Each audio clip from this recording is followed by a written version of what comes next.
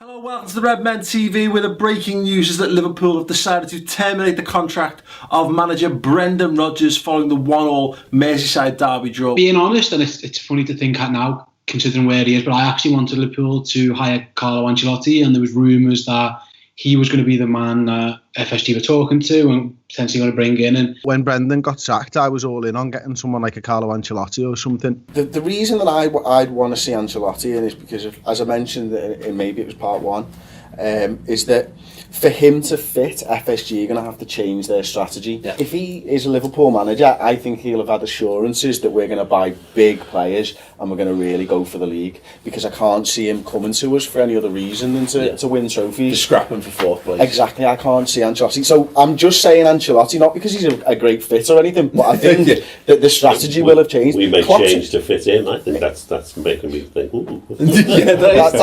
That's why I want to see Ancelotti in, because I think FSG will change their strategy. Klopp's a fucking great pick. I'd be made up to see Klopp. Looking back with hindsight, that wouldn't have worked, I don't think. I think what Jurgen's done and the fit that he is for Liverpool Football Club is why Liverpool have been successful. In hindsight, it should have been Jurgen Klopp, because the rebuild that had to happen, there's no doubt now that he was the right man. There was no better choice than Jurgen Klopp. I'd watched him closely at Dortmund, and you could see that he was a man who could connect to fans, a man who could take a club like Liverpool with passion and real history, because obviously Dortmund were similar. Always loved his passion, always loved those little small moments that he produced. And yeah, for me, he was the not just the best choice, but he was my absolute dream choice as well. The way that he'd got Borussia Dortmund playing just seemed to be the kind of identity that fans were hoping for to have at Liverpool. There you go, breaking news. Liverpool have got a new manager. It's Jurgen Klopp. I can't believe it. I'm so excited. We have to change from doubter to believer. No. His first press conference, it was inspiring, definitely. Yeah, I think like everyone that was there for that first press conference at Klopp's unveiling, came away mightily impressed. He was able to do humour in English, which I was impressed with, and he said about being the normal one. But then he then sat down with us, the national newspaper journalists, and spoke kind of privately or in a more relaxed way, and he was pretty impressive. He did kind of set out a vision, which you kind of thought, he knows what he's doing, he knows what he's talking about. He galvanised Liverpool supporters around the world in the space of that half an hour. His laugh is the best thing ever. I think he backs himself. I think he's got confidence in himself, and the stuff that he comes out with isn't scripted. It's just him talking from the heart. And it kind of made you think, wow, if that's what he can do in a press conference, what's he going to be like behind the scenes and in the dressing room? I think it was a match made in heaven, really. I don't think I've ever felt the same excitement around the manager coming in as I have with Jurgen Klopp and Liverpool.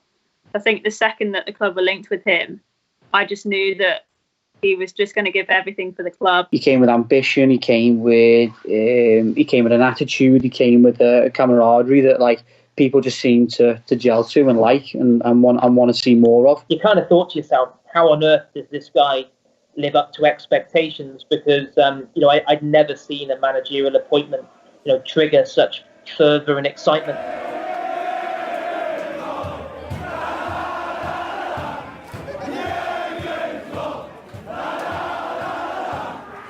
I expected him to get us back to being a top four club, kind of like where we were basically in the Rafa Benitez era, where we were a decent enough team with a few flaws, but Klopp came in and exceeded expectations. So I'm glad that it was Klopp and not Ancelotti like I wanted. He understands who we are as a people, the people from this city. So I think there was no better marriage than Jurgen Klopp and Liverpool Football Club. He knew that Liverpool as one unified force was going to be pretty unstoppable, and I think he sensed in those early months when he came in that there was there was a certain amount of division, and fans to a degree were weary from the setbacks they'd suffered previously, and that sometimes players themselves almost felt like they were weighed down with expectation. He quite often talked, didn't he, about the weight of history being like a backpack that they carry on their shoulders, and slowly but surely he lifted that. He made, from what some of the lads have said, especially like Hendo and stuff,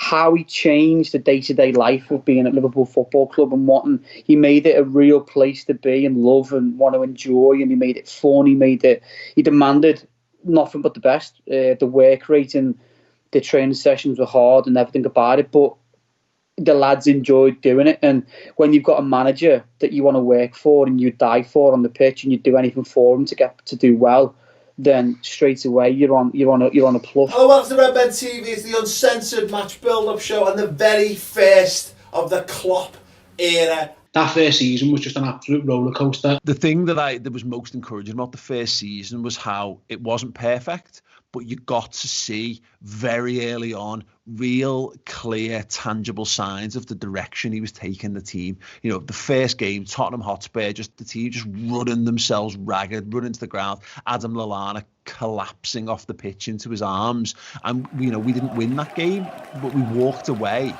from White Hart Lane going, okay, I think I get it. I think I can see what's going to happen. It was great to see the commitment to the players on the pitch. You know, the likes of there's a couple of players who were written off and we were criticised for talking about leading up to this game. Adam Lallana being the outstanding candidate for that. People saying that he didn't have what it takes. Well, maybe in the long term he won't prove to be a Jurgen Klopp type player or whatever, but in terms of the performance he put in on the pitch today, fantastic. He came in promising a little bit heavy metal football, didn't he? And that's what we got in that first season. It was ups and downs, it was dramatic, there were big wins, there were horrendous losses, there were crazy moments. You saw the building process, so there was a handful of games in the first season that you can now look back on and say that was Klopp's Liverpool. Liverpool have drawn with Manchester United 1-1 at Old Trafford, and I'm buzzing because we progressed in the Europa League. Liverpool have somehow just beaten Norwich City 5-4 at Carrow Road. Liverpool have just won the Merseyside derby by 4-0. Jurgen Klopp. Na, na, na, na. Jurgen Klopp. Na, na, na, na. That was the first shoots of growth of what Liverpool have become. He's able to showcase that tactically he can match some of the best sides in European football.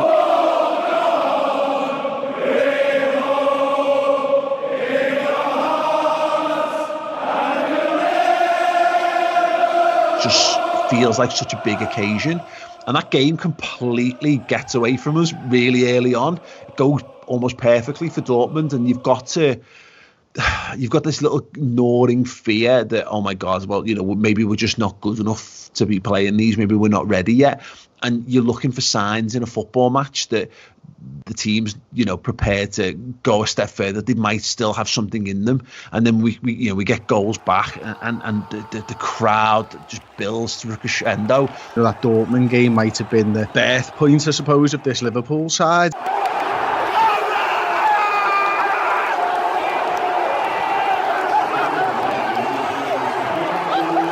When Dejan Lovren, you know, rises the back stick, the noises that came out of me on that night, I've had them a lot since, but I hadn't had them many times prior to that. You know, what you thought would have been impossible a few months earlier, when they pull off that, I think at that point everyone knew that we were on to something special here.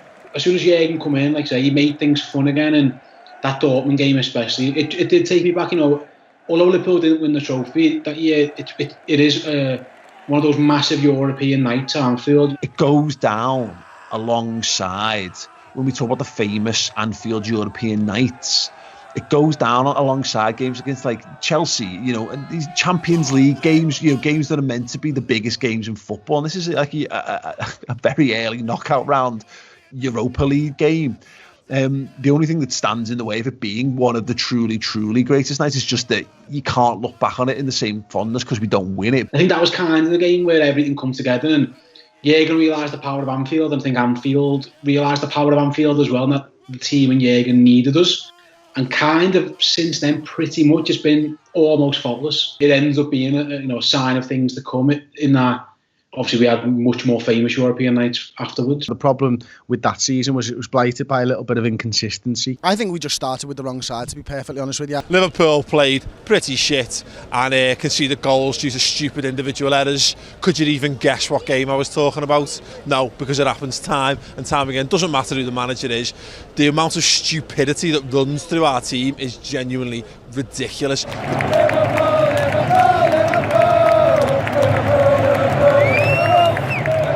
it wasn't his team or they weren't his players he'd brought in. He knew the magnitude of the work that he had to do, and he knew what kind of a rebuild job he had to do at the club. There was too much inconsistency for a team to be hugely successful, and to be fair, I think he recognised that himself as well. He took on pretty much Brendan Rodgers' squad, and to get the games and to get to, like you say, the finals. And we didn't have a squad that could compete on multiple fronts, so we did really well just to get to the Europa League final.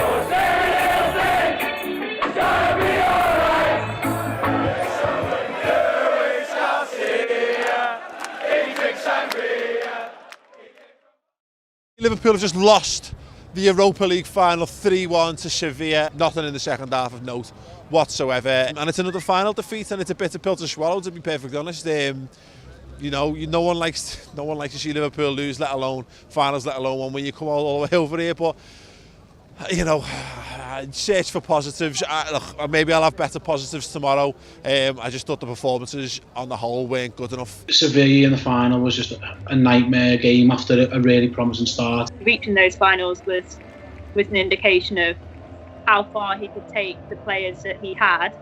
But I think he knew from that season and from the fact that he couldn't get over the line, particularly in that Europa League final, that was the moment where Jurgen Klopp knew that he needed bigger players in with a better mentality. And for him, I think that was a bit of a telling point, and it was kind of those two defeats in those finals that really pushed us on to the next level. What he instilled in that side from day one is still instilled and evident in the side that won the Premier League champions, and that comes back to some of those early games. Now we've got the consistency, now we've got those technical players, and now we've got the belief that we are one of the best sides in the world, and it all comes from those first few months at Liverpool. We saw that the way in which he got a reaction from so many players really who had underperformed previously, and suddenly they had a manager there who, with his tactical expertise and his man management, was able to get the best out of them. How he got the best out of some of the players, and I think the fans would all say that how he made people perform, which they didn't ever see them perform like they did like that before, showed how much of a good manager that he was, and it started really the snowball effect of how over the next couple of years the club started to get better and better. Taking effectively another man's team to two finals when Liverpool were in the doldrums under Brendan Rodgers, it really felt like they were going backwards, like we just couldn't get a tune out of what we had, like we'd somehow bought inferior quality of the team and the players we had weren't good enough. The team have got to play together, work together. They're not working together. But do you think that it's down to the manager to create that team? And Klopp was a breath of fresh air, reinvigorated the players that had been there, got better out of players we hadn't seen good out of. And it was just the building blocks for success. The breaking news is that Liverpool have completed the signing of Sadio Mane from Southampton. 34 mil! Overpaying again. Cracking transfer committee, this! Sadio Mane comes in and he's a revelation from minute one. Scores an absolute worldie against Arsenal in the first game of the season. Sadio Mane is not given enough credit for what he has brought to this side. Liverpool are still very much a side in transition that year. They're getting better and better at the attacking stuff, but they're just lacking all-round quality. Klopp was notorious for gegenpressing, and that's the side that he created in his early Liverpool tenure, and you could see that. We were going to try and win the ball back high up the pitch. We were going to use that, our best playmaker as the press, as it were, and we could give any team a massive headache on our day. But again, it was those inconsistencies that blighted us throughout the season. That was a very strange season because Liverpool started very, very well, and then they had a horrendous blip around January. I don't think it was a coincidence that Sadio Mane, who had been absolutely brilliant for Liverpool, then obviously has the AFCON issue and he goes away, and we really, really struggled in that January. And up to that point, there was talk that maybe Liverpool were in a title race. Like, genuinely, I thought that it was an outside shot.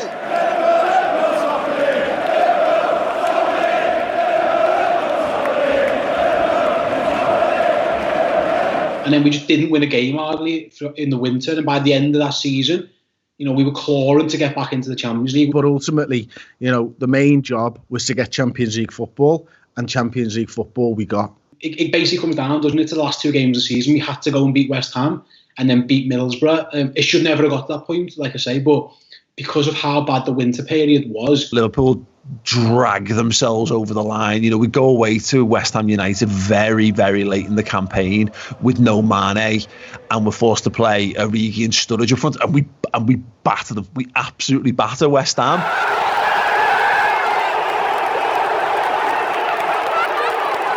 Look back on it now, and if either of those games had gone against Liverpool, so if they hadn't won at the London Stadium, or Middlesbrough in that game at 0-0 probably should have a penalty and maybe a red card, and if that all goes against you, maybe what follows wouldn't have happened. But that season, like I say, we started like a house on fire. It went really, really badly, but I think they showed a lot of character and determination to get it over the line. And although you shouldn't never celebrate coming fourth, really, looking back on it, you probably can celebrate coming fourth that season, because it was a precursor to what was to come. There's no open top bus tour for finishing fourth, but it shouldn't be underestimated that, who cares? Because it needed to happen. Liverpool needed to get back into the Champions League to be able to start to dine again at the top table. You need to be able to attract the best players. You need to be able to bring more and more money and attract bigger sponsors, grow Liverpool Football Club in every aspect, and you need to be in the Champions League to do that. I think in hindsight it was probably a lot more impressive than it felt like at the time. It did feel like it was still slow burning, but it was the next step, I guess, in his 5-year plan, and it was a key indicator of where the club was going, which was upwards. As we can now see, it's the summer that Liverpool haven't looked back since getting into the Champions League. Mohamed Salah has finally signed for Liverpool Football Club. Yes. Liverpool with Mo Salah, they go up a gear. We actually saw him as an understudy for Sadio Mane because he played in Sadio Mane's position. Little did we know that Mane was going to move to that left-hand side. Salah tear the league up on the right-hand side, and all of a sudden we've got the best front three in world football with Bobby Firmino linking it all together. We just become this incredible attacking force, and Liverpool have this season where we are just free scoring, but also not particularly solid at the back. Liverpool Football Club have released a statement regarding Virgil van Dijk. We respect Southampton's position and can confirm we've ended any interest in the player. I was one of the people at the time going, you have to sign another defender. If we can't get this guy, then we have to get somebody, because like I say, we were just too porous at the back. There was still big holes in defence. Every time we lost the ball, you could sort of feel like a goal could come at any moment, and it was kind of supporting Liverpool in those days was still like it was under Brendan Rodgers, in that you still felt that there was cracks. Lovren's still probably first choice, and he isn't exactly someone you want to be a nailed on first choice. Matip, I think there was still question marks. So I think we all thought Liverpool desperately need a centre half. So when they didn't get the Van Dijk deal done, it looked like, oh my gosh, it's going to be another hard season. Hello and welcome to the Redmen TV. Liverpool have just been beaten 4-1 by Tottenham, and that was embarrassing. I mean, Dejan Lovren was fucking crap. I mean, one of the worst performances. Did he do anything right at all? The Tottenham game is actually the game where it's almost like Liverpool draw a line and say, no more. The defence switches on. The players that we've got already in defence, Matip's better, Lovren's better.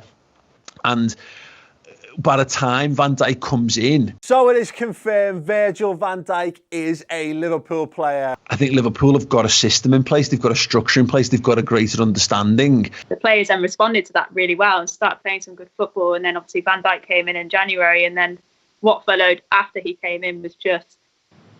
that was a real turnaround. He was given the funds to go out and get someone like Virgil. Now, a lot of people thought it was overpriced for bringing someone in that had been at obviously Celtic and Southampton, and they had all said that we were paying far too much for him. But obviously Jurgen knew exactly what he was getting and what he wanted to fit the team and to make the team better. People were laughing at us around the league about spending £75 million on Virgil van Dijk. How dare you sit there and say big transfers when you've just spent £75 million on Chris Smalling? Chris Smalling, we ripped Southampton off for Virgil van Dijk. But as soon as he came into the side, as soon as he scored that goal against Everton, Liverpool's defensive problems were mostly put to bed. You just knew the second he walked in that the calibre of players that Liverpool were going to start attracting, especially under Jurgen Klopp, and the style of football that they were starting to look like they were playing, was really, really exciting from that point on. He's one of the most important signings ever in the history of Liverpool Football Club, I think. Just because, again, Liverpool have always had great players, and at times they've had players who are one of the best, if not the best in the world at their position. But for me, he's like undoubtedly the best centre-half we've ever had. And like I say, from that January onwards, he's been a calming presence. It hasn't always gone perfect, but he's an unbelievable player. And like I say, from that moment on, you pretty much had trust in Liverpool's defence. I never really thought one player could change your fortunes until I saw Virgil van Dijk, and until I saw what he was able to do to this side, and how he was able to elevate not just his game when he comes into Liverpool, but elevate the game of the players around him. And his confidence and his calmness sort of creeped into every facet of the back line, and that's what stepped Liverpool up. That's what made us challengers. Adding Virgil van Dijk, and obviously I think the catalyst of losing Felipe Coutinho. That Liverpool have accepted a £142 million offer for Felipe Coutinho. I think hardens the squad, and I think they knuckle down, they focus, and they go on that absolutely unbelievable Champions League run.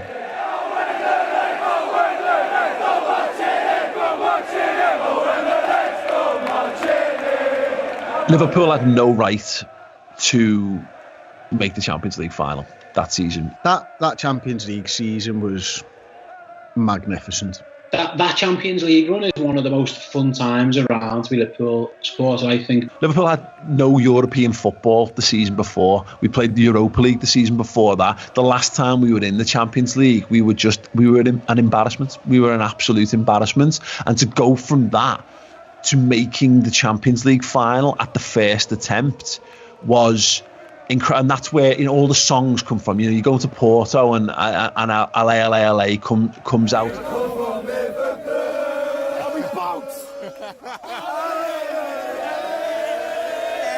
The emergence of the LA song was on that run as well, and that was carrying us along. The season is so romantic, it's so poetic. There's just so many brilliant things about that, and so many heroes that rise up. There was a point around the city tie, obviously, when we battered them at home and then we go and get the result there, which are just two unbelievable nights. And again, in Liverpool's European history, I just thought, that's it, we're winning this. This wave of momentum, and if we can beat them, then there's nobody who can stop us. That semi-final against Rome was something special. Some of the best football we played in the first leg at Anfield, scoring goals for fun, and then going away to Rome, and everything that happened around Sean Cox and that disastrous moment in Liverpool's history. And I think it is a major moment of Liverpool's history. But what it did again for me was showcase that the lads on the pitch aren't just good footballers, they're good human beings. And one of the proudest moments that I had as a Liverpool fan was being in the Olympic Stadium in Rome and watching Jordan Henderson and the lads have the Sean Cox banner. That is a massive thing for me, because that brings the players to the fans and the fans to the players, and you understand all of a sudden that we're one team and we're fighting for the same thing. Yes, they're the lads out on the pitch, but they understand us. They know what makes us tick. They know when we're hurting, and they know when we're full of joy. And that sort of synergy between players and fans, it doesn't come along very often between teams and supporters, and Liverpool had it. It started off as a snowball effect, and it kind of got better and better and better, and then it got more and more exciting. We were playing this certain type of football that Liverpool fans had loved, were crying to see for years. Some of the most fun times we've ever had are on that European run, and some of the biggest games we've ever had. And it was the first time I think the world started noticing Liverpool again as well. These are almost back. He got everyone back on side. It was a real good factor around the club, and the fans were just loving it. The players were loving it. Everything, the media was loving it. It was just real good fun factor again. And again, it was all down to him. He was the one who started it. He's the one who'd worked so hard to get what he wanted, and everyone was on the same wavelength, and the whole club together, fans, board, players, were just all going in that one direction. And it makes like you could build and smoke up his arse, but it was all down to him. He's the man who's created it and started it.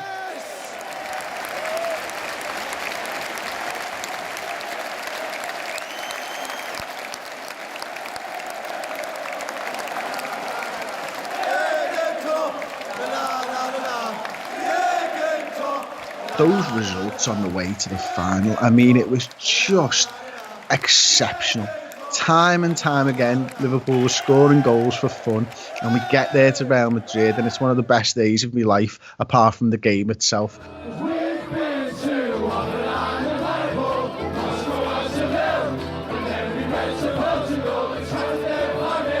Marching on to the stadium to go and see Real Madrid against Liverpool in the Champions League final. It's the stuff that dreams are made of, and unfortunately it's also the start of a nightmare, and a start of Luis Karius's nightmare. And then you're thinking, can Liverpool bounce back from this? Listen, I really wish I had more to tell you there. I wish I had more to give you. I wish I could say that everything's fine. It's not. You can't go to a Champions League final and have a goalkeeper put in a performance like that. I'm not one who really gets ridiculously down after football matches. I'm kind of almost philosophical about it, but I was devastated after Kiev. Liverpool fall flat in Kiev, but I don't know anyone who went to Kiev who didn't absolutely love the experience of going to it. And again, as so many moments, it ends up being a moment of failure becomes a catalyst, I think, for further success down the line. It was a lesson that, yes, you can go to the biggest stage playing sort of attacking football in the way that we did, but we needed a little bit more, and we needed to be able to manage games. And if we were able to manage games as well as have the flair that we'd show, we could go on and achieve even more. But the fact that they got their hands on, the biggest competition, the biggest trophy in football history, that was key for them, because they deserved that. The team deserved that for how much effort they put in. The manager deserved it, because I can imagine if you get to the end and you haven't won nothing, given how much they put in and everything they've done, there might have been a few people looking at themselves going, is there anything more I can do? But again, it just somehow he's kept them players alive, he's kept them more hungry, it made them want to come back and do more. And I think after a few of the interviews afterwards, they also well, listen, we'll go again, we'll be back.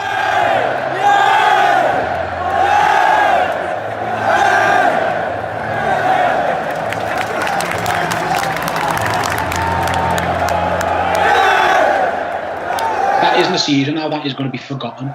Like, we'll go, in 10, 15, 20 years time, we'll still remember 13, 14, but maybe the next generation of kids or fans won't even talk about it, because Liverpool won nothing.